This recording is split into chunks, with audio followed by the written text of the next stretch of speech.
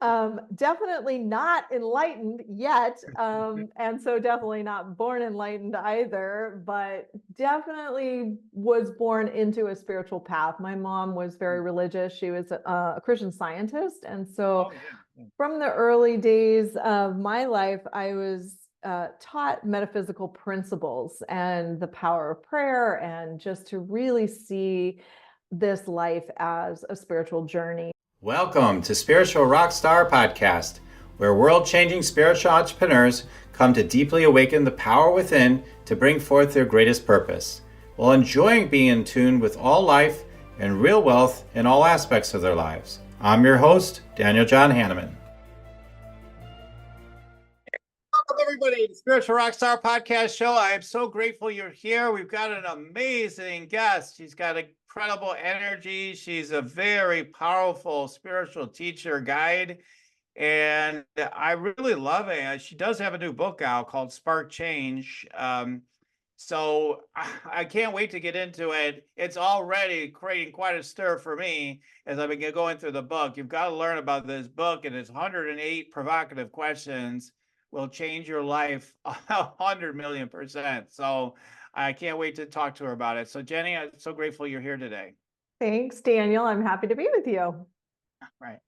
All right. So Jennie Lee is a Nautilus Book Award-winning author of 3 books: Spark Change, 108 Provocative Questions for Spiritual Evolution, True Yoga, Practicing with the Yoga Sutras for Happiness and Spiritual Fulfillment, and Breathing Love, Meditation in Action. Oh, that's really hits. That's great. Love that one too. She is a spiritual coach and certified yoga therapist who has counseled private clients for over 25 years and is passionate about sharing practices to help people reconnect to soul wisdom and live purposeful lives.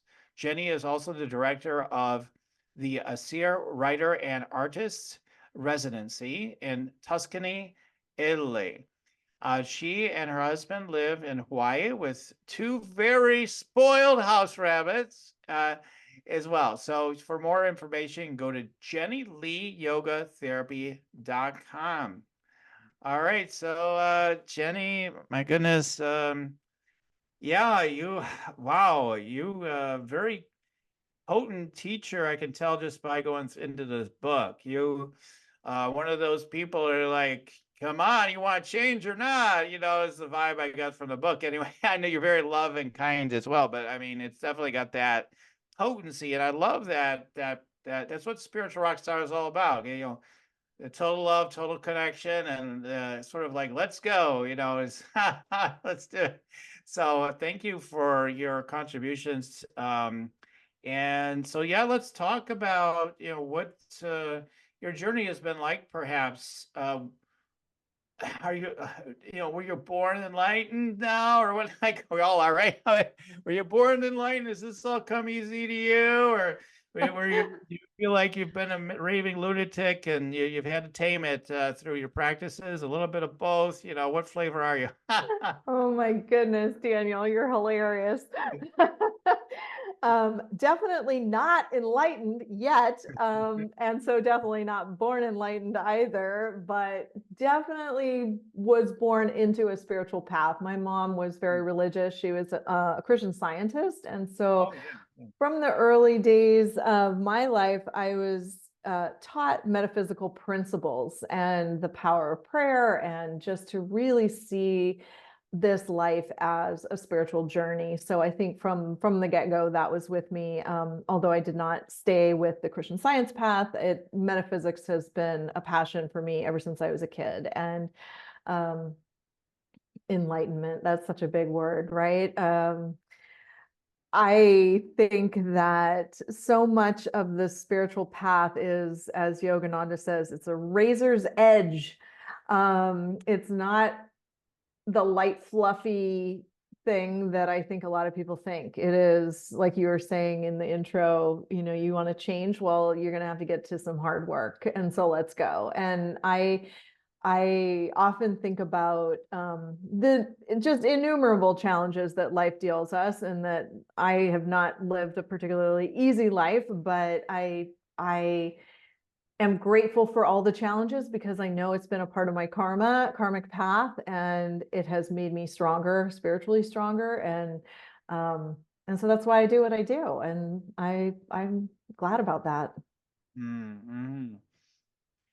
Yeah, I mean, I think everybody's path obviously is quite unique and different. And for me, coming into the world, from my recollection, you know, whatever the truth is probably a little different, but who knows what the truth is.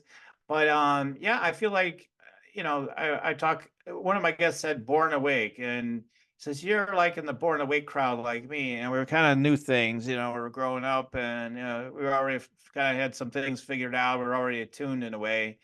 And for me, that was true, but then I just, you know, my issue was shyness, you know, just this awkwardness of being amidst so much other energy and what people are, what they're up to and what they believe and all this stuff and the way they're being, and like a lot of things just didn't make sense to me. But so I was just kind of, a lot of times I was kind of flat. When I started to show more exuberance, I felt like I felt weird, and like people are judging me, laughing at me because I'm different, I'm standing out in a way that is entertaining, but I feel like I'm being made fun of. I'm really sensitive, like literally they're not saying any of these things, but like that would be how I would feel, right? And so, you know, you learn to shut things down. And then to me, all those sorts of things, so many things are experiences, traumas, whatever you want to call it all, but these challenges we have, like suppress our energy, and then whatever, somewhere along the line, they happen at all different ages, but often in midlife for a lot of people, right? All of a sudden it's like, man, I've gone about as far as I can with all these belief systems, like for a lot of us anyway, that are listening in. And then it's like, man, I need to wake the hell up, or something needs to change, or I just can't handle it anymore. And then also, and then it's about this change, you know, it's your first chapter in your book. And I love what you said in there in your book about, you know, well, if you want change, you know, it's not uncomfortable. I mean, it goes against what you wanted, you know, your natural inclination of what to do, to keep everything the same, the safety, right? And you know, I ran into that doing the first question, which we can talk about as the show goes on, but it totally shook me. I'm like, I could change that. I could get on board with that. And then it's like, oh my God, I don't know. Should I make this decision? And you know, all this stuff coming, and then a lot of feelings are coming up, right? It's not peaceful. I'm like, why did I even start this process? This is horrible. This is splitting me apart. This one question. So You're really selling the book, Daniel. Thanks. but it's like that's how the spiritual path is. It's yeah, let's be honest about it. It's an eviscerating path in a way, right? Often. And yes, there's these moments of connection and beauty, and periods of time even, right? Like ecstasy, where like so connected, everything's beautiful or blissful manifestors, and then something comes up again. Like now we have more Well, stuff to work on, right? well, but what's getting eviscerated? It's always the Right. ego, right? Yeah, true, true. So Mhm. it's the ego that has the difficulty with change. It's the ego that's getting knocked down again and again, and having the those tantrums, right? And so I think once we accept that we're both ego personalities and we're divine beings, and we can reconcile the two, then we can have a really pretty good laugh at what's happening to the ego. Because honestly, in my opinion, it's spirit's job to knock that ego back again and again and again. And I mean, I've had some moments in my life where it has truly been laughable how much my ego is taking a beating. But Mhm. if we can just embrace that as the journey, I mean, that really is the journey, right? That's the spiritual journey, is to get beyond believing that we are these personality selves, because that's not who we truly are, not at the ultimate level. It is who we are right now. It's what we're experiencing through. We each have our stories and our histories. And of course, that's real for a part of our experience, but it's not the ultimate reality. Mhm. So for me, it's about merging the two. Mhm. So tell us more about that. So yeah, there's this, I think most people are oriented to the idea you got your true essential self, and then you got ego. It's sort of like that, or maybe you see it differently, but that's kind of what we're presented with often in spiritual teaching, like ego, and too often, it's seen as just bad.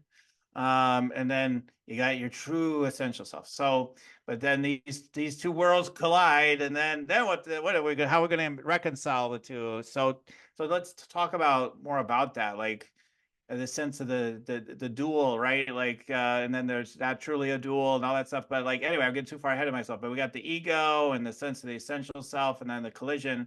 So that was fascinating to me when you say, yeah, then it's what I'm sort of hearing is like an integration. Like, I don't know exactly what words you said. So tell us Yeah. how that works. Yeah, for sure. Integration or reconciliation, to me, it's very much about that. It's self-acceptance at the greatest level. It's accepting that yes, we're human beings. We're having this particular lifetime of experiences. Yours is quite different than mine, just by virtue of the families and bodies and everything else that we were born into, all based on the karmas that we're here to work through. So, um, but if we can, it's kind of like, I guess I would liken it to putting on an outfit. And you and I were kind of chatting about clothes before the show started. And so we put on a certain shirt or a certain outfit one day and we feel a certain way. And then we take that off. And I mean, maybe it's a little more dramatic for women because I could put on an evening gown and feel one way. And then I could put on a pair of sweatpants and feel another way. Well, in a way, to me, the ego is just like a bit of clothing that I've put on. My soul has put on this body, this personality, this history, this lifetime.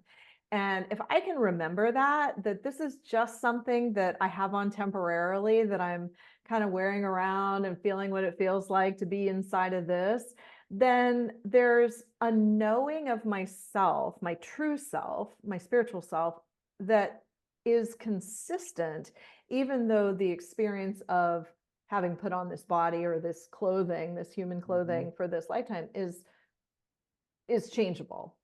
So when we're working with change, that's also an interesting kind of reconciliation, because yes, we're working on change to the degree that we're trying to improve ourselves or evolve through this human lifetime, but ultimately the highest self, in my opinion, is changeless. We are changeless souls that are absolutely untouched by any traumas, any disappointments, any failures, anything in any given lifetime. The soul essence doesn't retain that. It only retains the learnings and the consciousness. So it's beautiful to know ourselves as that, because within the change of human life, there is this changeless essence. And so as we can hold the two, it's like non-duality within duality, if you will. Right.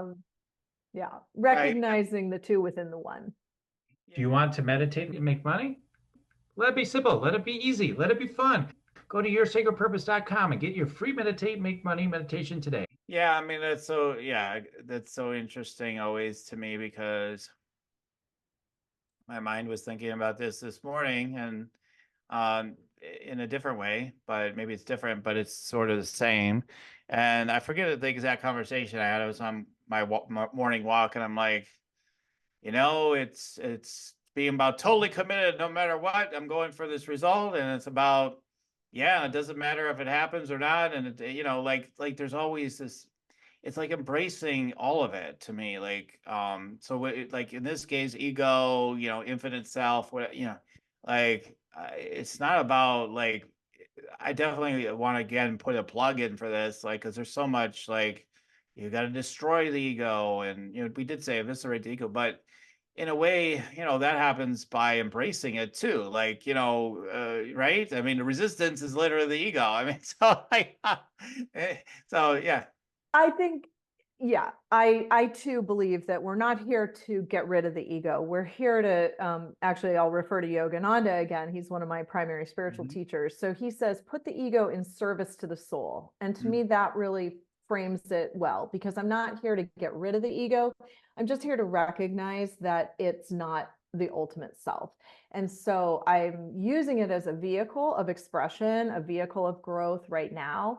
And so in that sense, I need to honor it, of course, and recognize its positive qualities. But what's getting eviscerated is the part of the ego that is really attached to being its wonderful separate self, which, of course, you know. Yeah. Look at me, how great I am. Now look how poor me. Now look at this me Right. and this me, another me. It's an endless journey of suffering. Yeah, I mean, totally. Um, so, because there is the philosophy at one level, I've heard so many different ideas about this is the truest path, you know. So there's also the idea that ego, the only reason why we even exist is because ego. In fact, that's the sin. That we come here at all, and that we're in bodies. This idea of sin, right? Like basically is what the people may not use that word all the time, but yeah, the ego screwed this up and decided to create a physical reality, and this is just so much arrogance and nonsense, and we should just go back to our essential selves and just be that only, and that's where all the good stuff is, and this is all meaningless. And I kind of talked to you about this when we did the pre-talk, but yeah, there's that idea, like if you just let go of even the idea that any of this is real, and just let go of all of it and come back home. What do you say to you about those kind of ideas? Oh, I mean, I think that's impossible. As long as we're in a physical body, we can't let go of this experience. We're meant to be having this experience of humanity, and there's so much growth that is required of us. I mean, just look at the state of the world. It certainly behooves us to develop greater understanding of one another, greater compassion for one another, greater ability to be truthful with one another. And so these qualities, I mean, these qualities are certainly embodied within yoga philosophy as the yamas and the niyamas. These are basic principles of alignment with our highest self.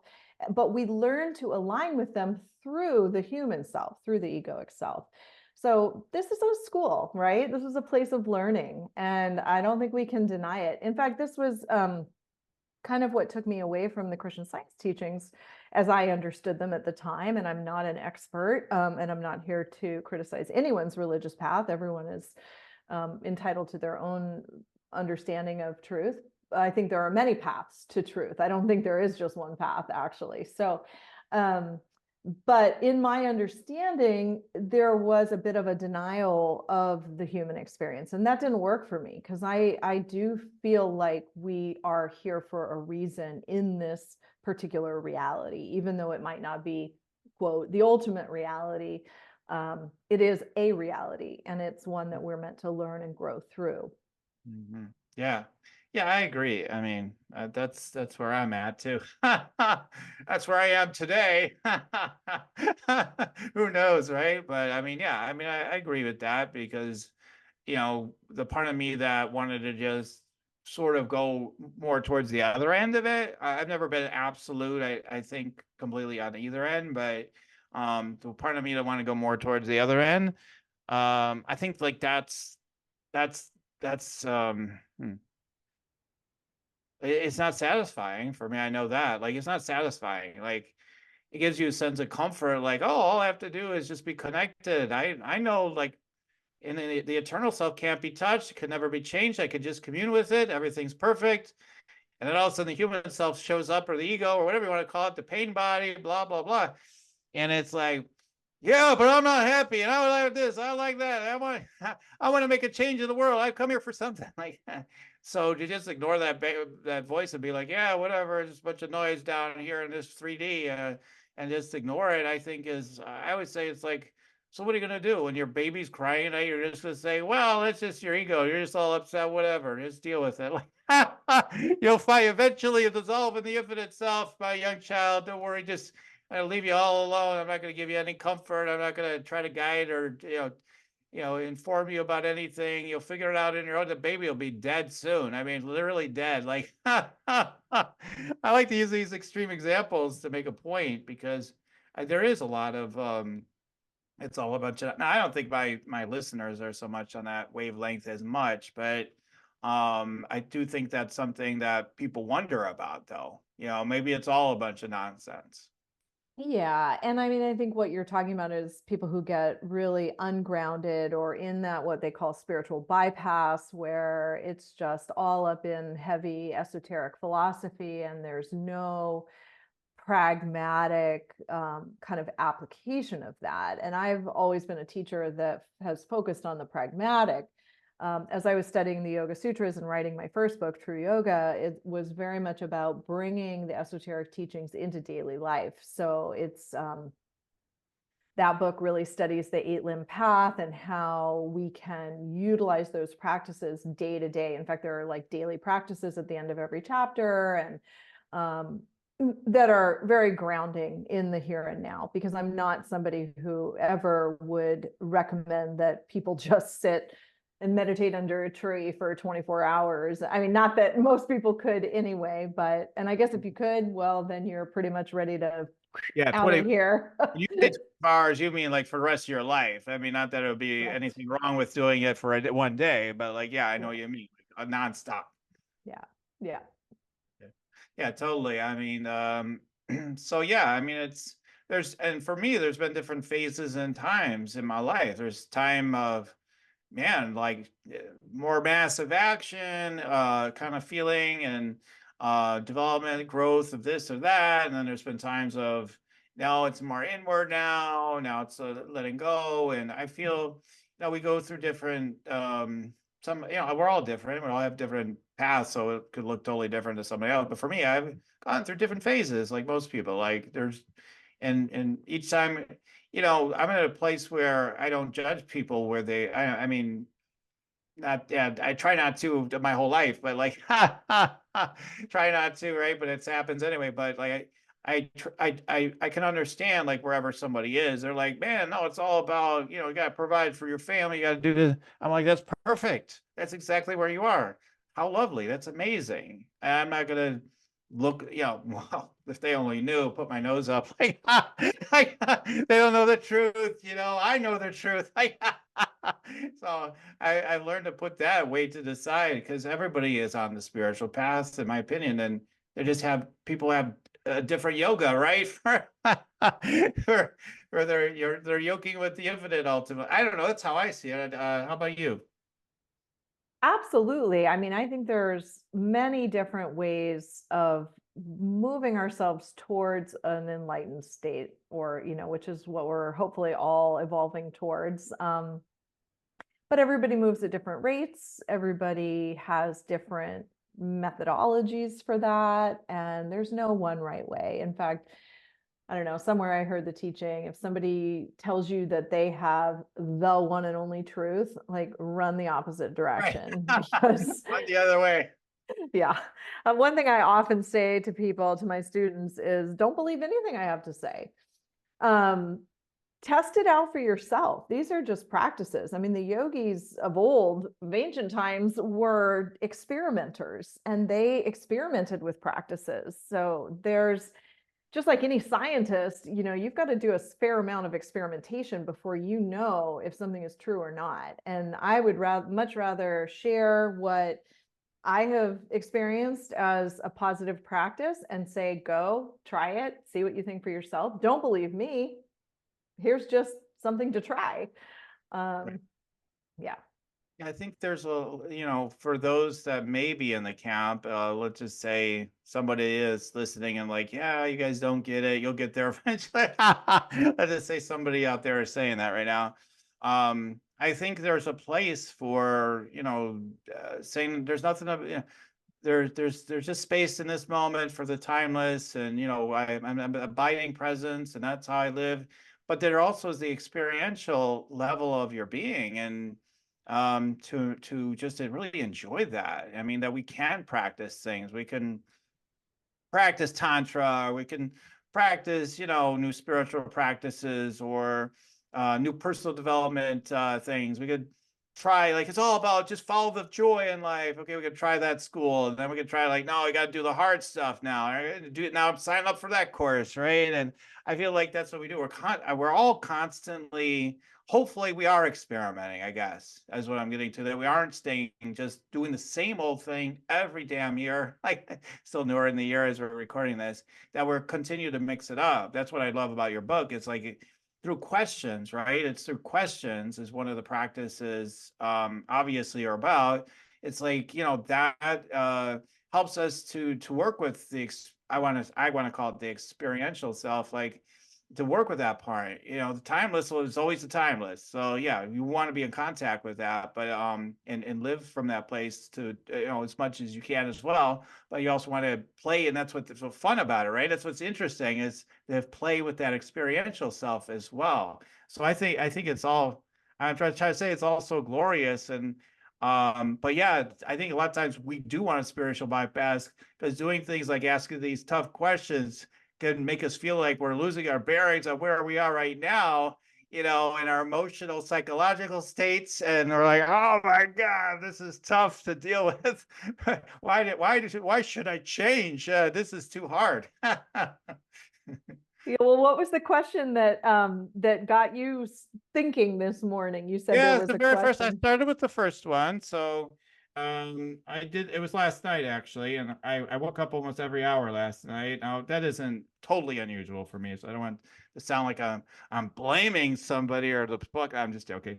I gotta have fun on this show. So it was the first one. It says, how many times in the change chapter? It's how many times does something have to happen before it occurs to me to change? How many times does something have to happen before it occurs to me to change? So I went to with my weight, because although most people look at me like, come on, you don't need to do anything different with your weight. You're great. But not as much as you think. So I'm like, yeah, I could probably stand to drop 10 pounds or something like that. And I'm like, okay, great. But I keep saying that, but I'm not there. Like it's not like it was just like yesterday I decided that either. It's been a while. And it's like, okay, you keep saying you're getting there. It's a gradual path. Eventually it'll be there. It's, you make these little micro changes. Eventually it'll happen. You're getting there really slowly. And it's like, there's that part of me that, isn't peaceful with that. It's like, no, let's go right now. Let's shake this thing up. And so I did last night, and I started questioning why I haven't taken those last steps. Like, one of the things when I get really a lot thinner in the past, people will say, oh, and my sister say, oh, you're getting too thin again, or something like that. Like, I've had people literally say, like, you're too thin, you're too skinny. My wife even too. She said, yeah. Not in recent times, but like early in the marriage, more so. Oh, I like a guy with some meat on him, so to speak, or whatever. Like, that's fine, but like, it's not the healthiest for me though either. So yeah, that was what stirred me, and then just realizing that this idea, like, if I have more, like, this is a common one with weight. It's like, but with more weight, it's like this sense of safety and protection and everything, and like, so got to keep a little bit of that, right? Or when you're too vulnerable. So like, because I was using that question to spark me into all these other questions and examining and working through those things, and working on it, my own way through journaling, and just realize. But it's really stirred a hornet's nest, though. There's a lot of energy going on with it. I love that. I love that, Daniel. And thank you for sharing that, because that is exactly what that book is meant to do. People could open it up to any question. You don't have to read it cover to cover. You could just open it randomly to any question, or you could look through the table of contents and pick one that feels appropriate for wherever you're at this time. Or you can go front to back, because there is a logic to the themes and how the questions are laid out, because there is a natural progression of how we change when we're ready to change. And so this first question, this recognition of, wow, okay, I keep saying I want to change X, Y, or Z, but why aren't I? And you just gave a perfect example of what people who are embracing this practice of self-inquiry should be doing, which is taking that first question and then layering other questions. Okay, well, so why haven't I? Well, what does that connect to? oh, but that's what I've experienced in the past. Okay, so I'm afraid of having that experience again, but what could I do to make it different this time? And so then there's this whole layering process where you're coming up with your own questions, spinning off the one in the book. And so that was a great example of how somebody should work with this and what that practice can Right take us track, to. I guess. Yeah, Good to hear. absolutely. So how do we handle that bucking bronco of all that energy? Because I could see where, for maybe myself as well, but like I could see, like I'm more adventurous than the average person probably with this tourist stuff. Like I'm willing to ride the ride, you know. But a lot of people, you know, they don't want to. They're just like, oh, screw it, let's go get the Doritos or whatever it is, right? Let's have a coconut smile, whatever, all that stuff. So how do you because you don't want to keep feeling the feelings is what it is, right? I'm just going nuts, my thoughts and my feelings, just let's just go back to what I believed before because this is just too hard. And you know, how do you encourage people to move through that? Are there practices and ways to, you know, I've only got so far in the book, but are there ways to help people through that? Hmm. You know, that's a really interesting question because you do need a certain amount of momentum and mental energy to make change happen, right? So, like you said, there are those who just very quickly default into old patterns and maybe don't have the impetus to get moving into something new. So we do need that energy. So I would say don't completely tame it because you want that. But of course, we have to tame it to a degree because otherwise it's keeping you up at night and it's not really focused. So it would be, I guess, about focusing that energy. And I think, again, you're giving a great example because what happened, it sounds like, is you took that first question and then very quickly, the way your mind works, it spun off like 10 other questions. And so now you're laying there thinking about 10 questions instead of one. Well, however you mentioned journaling. I'm a journaler. I would definitely start to just brain dump. I'd write down all the secondary questions. I'd brain dump any thoughts that are around them. People who are visual sometimes do like circle charts where then they can kind of mind map it. And what happens for me over time when I'm working on a new idea or a new direction of change, and I'm kind of going 1,000 directions at first, is that as I write or as I mind map, then it starts to come into focus. And so the focus is then what keeps us energetically on track, moving step by step in the direction of that desired change, to at whatever pace is appropriate, you know, given the situation. But yeah, so we have to kind of let it all go out and then rein it back in and direct it. I mean, because what is if there were a goal in all this, you know, what is it? I mean, one level I could say for just this first question, it's like it's partly like making a new decision to get a new outcome. Okay, and that's one aspect. That's cool.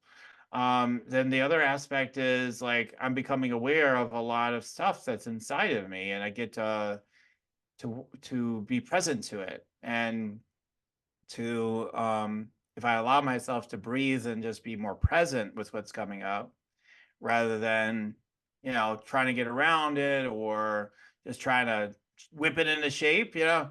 I told you, listen, now clean your damn room. Like kind of that thing, like to the voices that are saying, no, we don't want to. We like eating Twinkies. Not that I do, but like whatever it is, you know, like, oh, no, I told you, shut up. We're doing this thing. Like, like, you know, but rather to get present with all of it, you know, like whatever voices and energies are coming up and being present with it and breathing into that and just, you know, trying to find peace with because I really feel like if we embrace it and we try to find peace within it, without trying to manipulate it, but like to just try to find peace within it and let it naturally kind of land like where it wants to really land, like it's all part of a big key of it. I mean, there's always doing the deeper energetic work we can do and processes, energy processes and whatnot. But, even at this first level, just doing that, I think, is a great way to do it. But I'm really grateful. Like, I want to keep this practice thing going because I've been talking about doing more journaling again because I'm not a great consistent. I used to do tons of journaling when I was younger.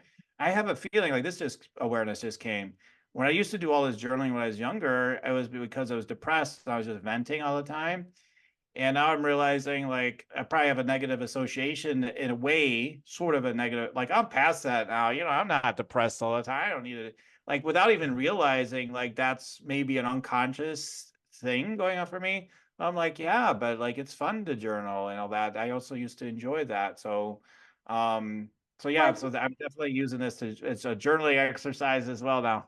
Yeah, this is a great book for journal prompts. It definitely is. Lots of people use it that way. But I think what you're saying is so important for people to hear, which is that anything that is not in our conscious mind, things that are in the subconscious, for instance, your association with journaling from times past when you were younger and depressed, that if you just brought it into your conscious mind. So now you can make a conscious choice and say, yeah, but I'm not in that space anymore. So I'm going to use journaling for the good benefits that it has. I don't need to let that old subconscious program run my experience anymore.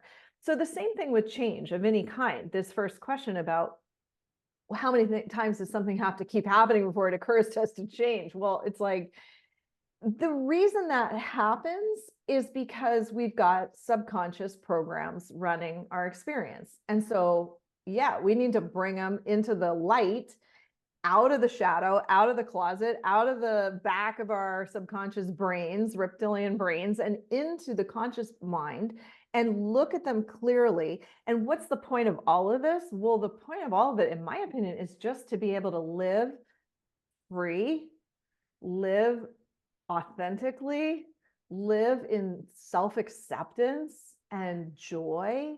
I mean, and until we can look honestly at all our shadow stuff, then we're not living free because it's driving us at a subconscious level that is just not productive. It's not productive for living the lives that we want to live. So that's why any kind of, I think, therapy is super valuable. And there's lots of different forms of therapy. Not anyone is right for everyone, but some form of therapeutic process that helps people to look back and say, what have my experiences been? What beliefs were formed as a result of those experiences? Do I still want to hang on to those beliefs? There's a whole chapter on beliefs in Spark Change, so you'll get there. But that's because this is really important. We need to look at the beliefs that we hold, either subconsciously or consciously, and determine whether they are beliefs that are sustaining us. Are they self-supporting, or are they self-sabotaging? And many people have self-sabotaging beliefs. And so it is important to bring all of our beliefs out into the light, have a good dusting off and look at them and decide which ones you want to keep and which ones you don't. And the good thing is if you don't want to keep a belief, you don't have to keep it. It can go today. Ciao.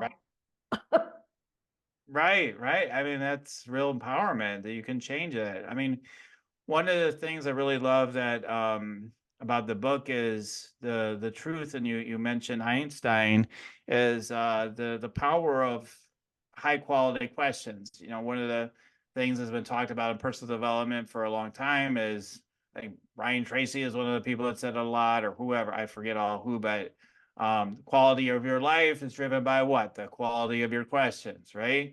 And so, having a book with 108 high quality questions, which I'd love to hear, where they came from, like how they developed, if you just downloaded them, or how how it occurred to you. I'm kind of curious, but yeah, that he said, Einstein, you quoted in there as saying, yeah, it might take an hour, tell me what he really said, because I think I forget. But like, it was like, you might spend an hour trying to figure something out with all these different questions, but once you get the right question to ask, it only takes like 5 minutes, you know? So you spend 55 minutes trying to find the right question.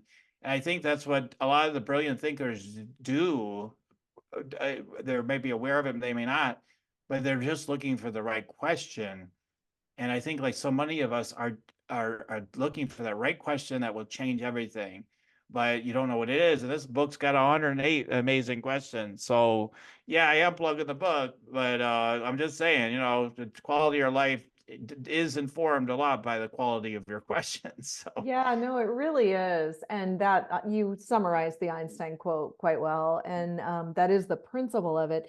And just to answer your inquiry about where these came from, you know, I've been practicing yoga therapy coaching for 25 years. And so much of that is me hearing someone's story, synthesizing it in a way. And often my clients will say, oh, I feel like I'm all over the map. You know, I'm telling you about things that happened 20 years ago and things that are happening today. And they feel like they just come in and kind of brain dump onto our session. And I say, no, go, please do that. I want to hear anything that feels remotely related, because the way my brain works is I can synthesize all that. And then what I feel like I do well is offer those questions that help them go, oh, right, that's connected to that, it's connected to that, and then it kind of all falls into place. And so the questions in this book have been honed over many years of coaching. It really is a synopsis in a way of many of the things that have come up in my coaching practice with clients. And it is kind of a way of taking yourself through a therapeutic process just by working through the questions. So that's kind of where it came from, and certain amount of download, but it also comes from the experience of working with lots of different people with lots of different life experiences and learning to listen well and ask those right questions. mm-hmm. Yeah. So I'm like, I hope I navigate the next questions a little bit more peacefully than the first. But whatever it is, I'm ready. I'm ready for change. You know, I'm definitely gonna prop this book up somewhere in my office where I see it all the time. And because this is a year of change for me. Like, I'm really looking to shake things up. So perfect book at the perfect time. You guys, are you looking for some change, or do you want more of the same? You know, like, yeah, we want more of the same when we're enjoying things, but honestly, things that are enjoyable now, it might continue to be enjoyable for sure. But some of those things get tiresome. It's like, yeah, I used to like this, but now I want to upgrade, right? Like, I've got a great job, I got a great family, whatever. Yeah, but I've got something greater I feel that wants to happen, and my purpose or my health or something else. Like, you know, good enough. Like, a lot of people would just be so happy to be where I am with my health, right? With the weight I'm at or whatever, they'd be so happy, right?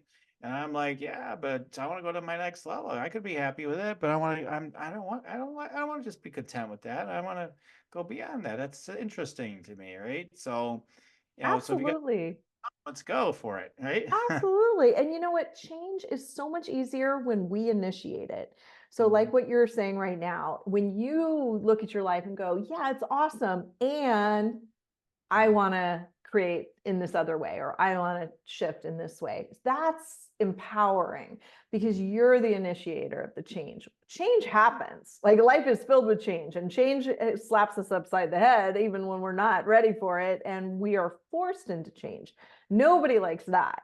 And that's much tougher to deal with than self-initiated change. So yeah, I highly encourage what you're talking about, which is self-initiated change.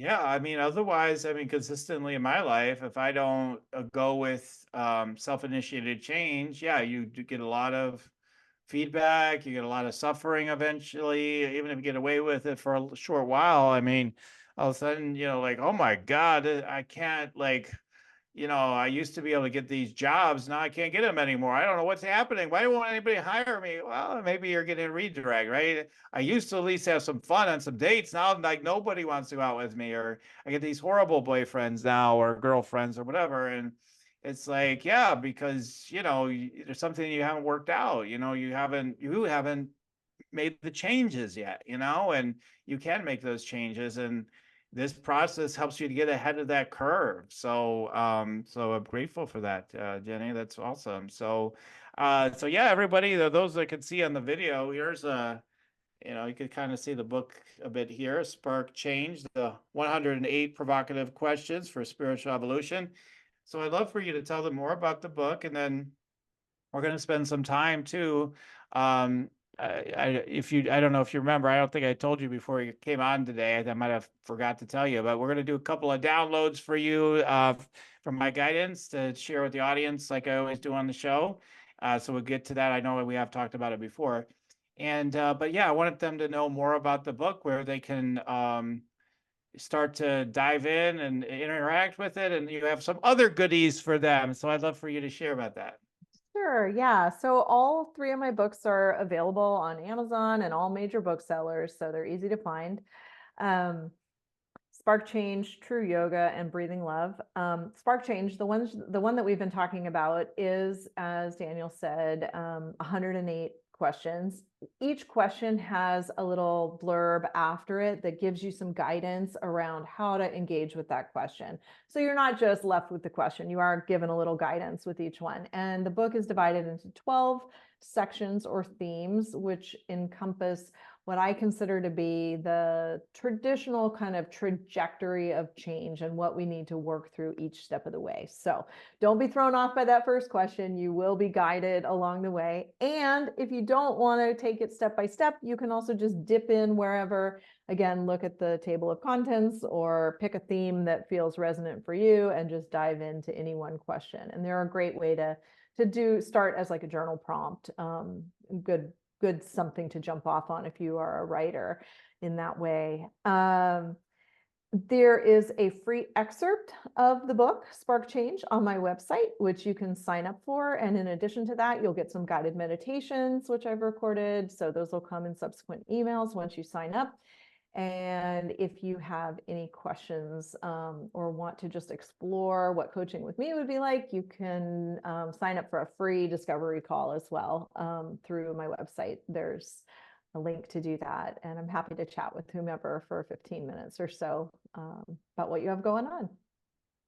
Yeah, I mean, so my experience with Jenny so far is she's got these potent things to help you to really see the changes in your life, and but at the same time, she's really holds a really beautiful space for you to let that happen, and holds you in a space of I want to say of connection, of grace, or whatever. Like that's what I feel. So that's really, really great. I mean, there are people, some of the teachers, there's all different type of teachers. Some teachers are just like really, really tough on people, and through that toughness, that's their tough love for you.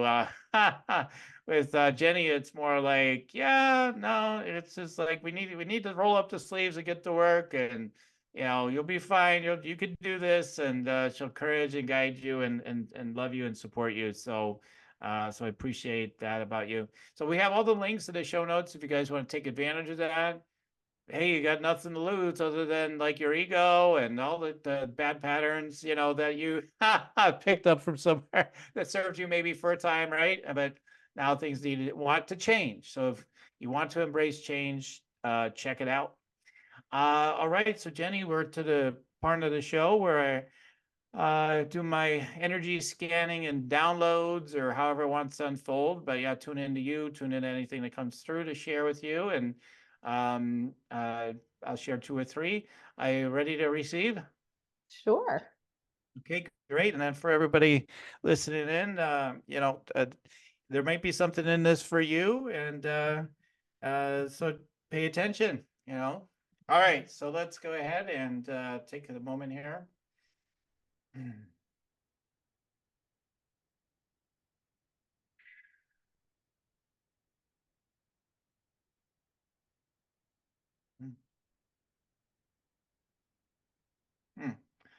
Well, I mean, I get this 360 thing. So, I mean, you know, the interpretation isn't always perfect, but the 360 for me feels like, yeah, I mean, okay, I get it. You're actually gonna be as stubborn as hell, number one. Okay, that's a read I get on you overall. Okay, you totally got that going on.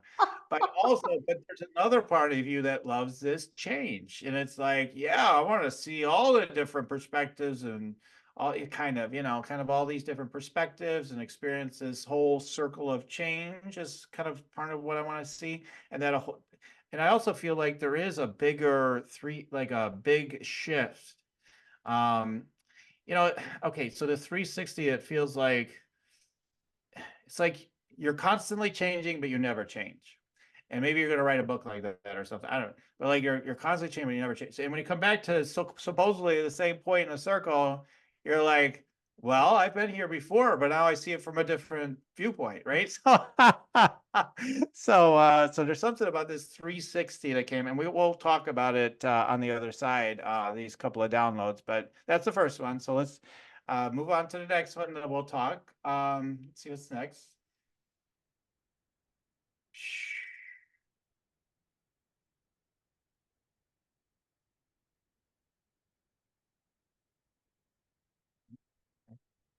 All right, so just looking, they're showing me the energy through into your crown, and then through your throat, and so I just okay, so there's this sort of mother energy, and but you also have that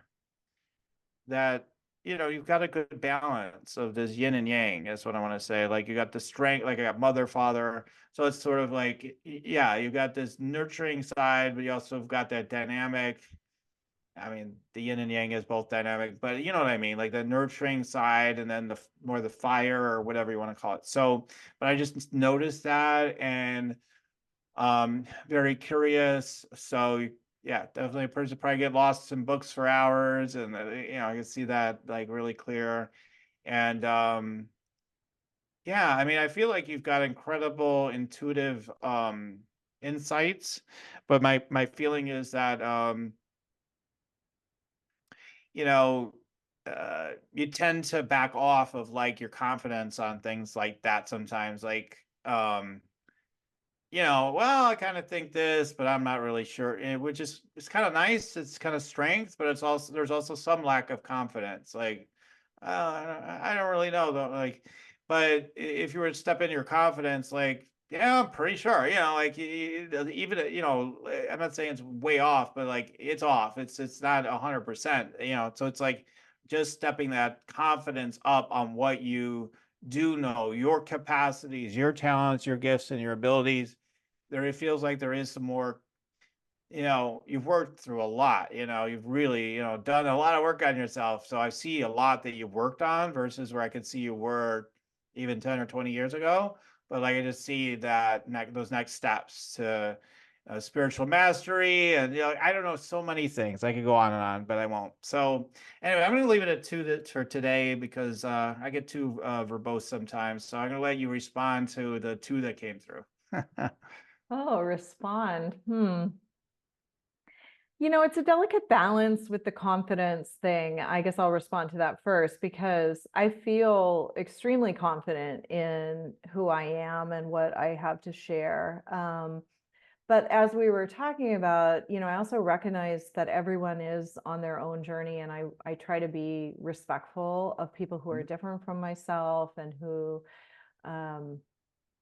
understand things at different levels. And so to be non-judgmental is an important practice for me. I want people to always feel like I'm holding space in a way that is accepting. I mean, I've counseled clients whose values are in extreme opposition to mine. Whether that's personal values, political values, whatever. And what I feel like I do well is hold space for that individual to explore their truth, their path.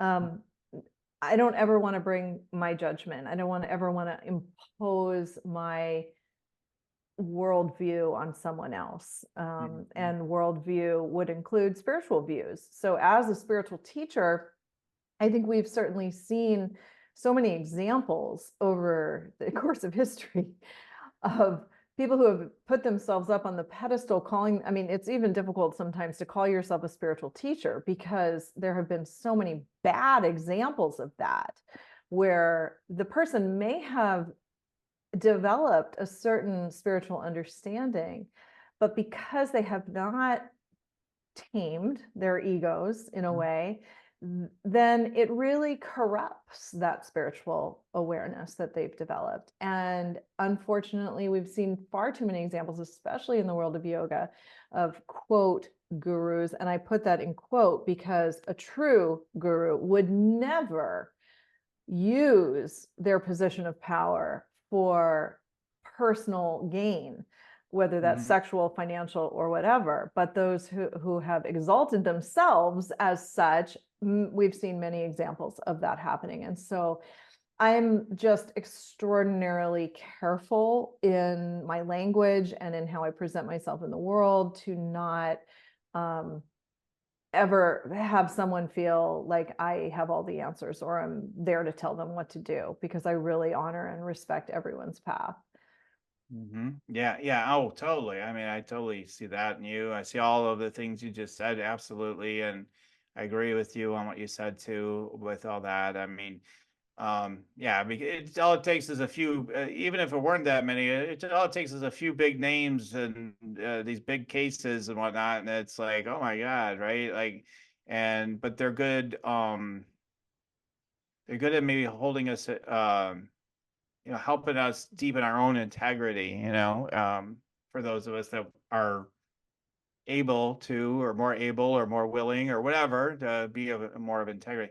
But what I was referring to more, and maybe things get lost in translation sometimes, but I'm referring to, and you don't have to agree, but it's a matter of like this, and we could talk about it offline too, but like this deeper spiritual impulse of knowing that you have that probably could help people more, um but because of some of this integrity stuff, and that you don't want to okay, part of it might be offend them, but you also don't want to get it wrong. Like, I know this, you killed them, you were in there in the rope in this room or that, like clue gamers. I'm like you're gonna be so confident, and then after you're all done, it's like, yeah, no, you're wrong. Like, that's not, oh my God, I can't live with myself. I got because you'd be like, I was totally out of integrity. I can't believe, right? So there's a guard there, and that's what I'm pointing to.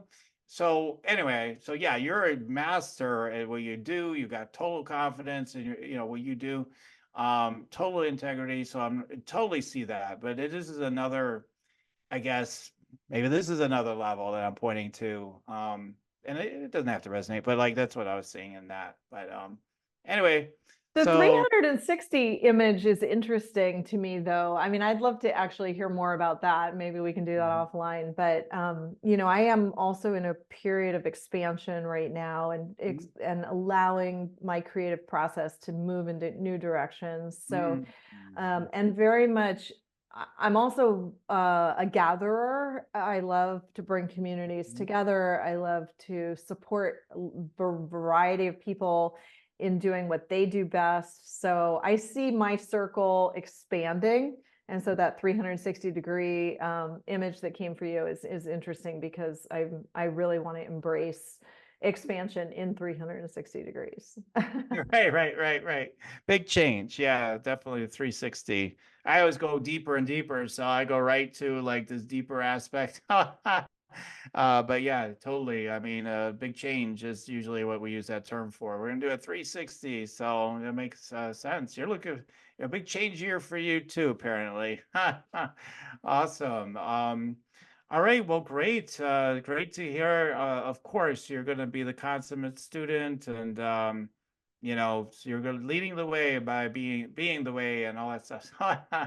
So anyway, I really appreciate everything you've had to share. Now, if people want to, by the way, if you want to go check me out, just go to yoursacredpurpose.com, And you can get actually an energy scan consultation with me, a Rock Your Sacred Purpose energy scan consultation, where I will do my tuning in to your energy and your chakras and, all this depth. But also, like, if you're looking for guidance in your business, you're, usually light leader types, then I will go ahead and take a look at like what I see, because I don't know, people appreciate my business mind and what I can see and how things can work for you. And that's all part of what I actually do, is to help you to see those opportunities and to seize them, and to make a shift in your marketing, your strategy, your tactics, whatever. I kind of cover everything, sales. I mean, I kind of cover it all, and I can see where the gaps are, and to help you to, start to shift that energetically and strategically, et cetera. So anyway, so you can check that out at my website, the Rock Your Sacred Purpose Energy Scan Consultation. And of course, there's always the free Meditate and Make Money meditation that'll get you connected, start getting the energy pouring into you. That gives you the guidance and directions that you need, but more importantly, the energy of abundance and connection that, you just start to become more receptive for opportunities and money. So check that out, the free Meditate and Make Money meditation at yoursacredpurpose.com.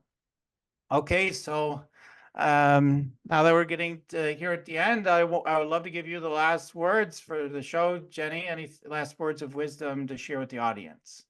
Oh gosh, no pressure. Thank you for having me. It's been a delight chatting with you, Daniel. I really appreciate it. Appreciate all your wisdom and good questions and willingness to share your process as well. I guess my encouragement for people always is to remember that they're not their story, that they are love at their most core energetic being. And once we know ourselves as love, it becomes a lot easier to be loving in the world, both to ourselves and to others. So that's always my little reminder that I like to drop in for people. I think it's hard for some to remember, but it's what I hope for everyone. Yeah, that's always, like one of the primary places I always redirect myself to when I feel like I'm getting off point, right? I'm like, oh, come on, come back to the heart, just come back to love, because it's sort of the answer to everything, in a way. So thank you for that. And yeah, and for the rest of you, I just want to thank all the audience as well for tuning in today. And as I always say, keep on tuning in, and we'll keep on rocking it here at Spiritual Rockstar Podcast. Till next time, everyone. For listening to Spiritual Rockstar Podcast, stay tuned for our next upcoming new episodes each Saturday. Please be sure to subscribe, rate, and review to help us to serve you best. As a reminder, you can get your free Meditate and Make Money meditation at www.yoursacredpurpose.com to rock your sacred purpose. Goodbye for now, everybody.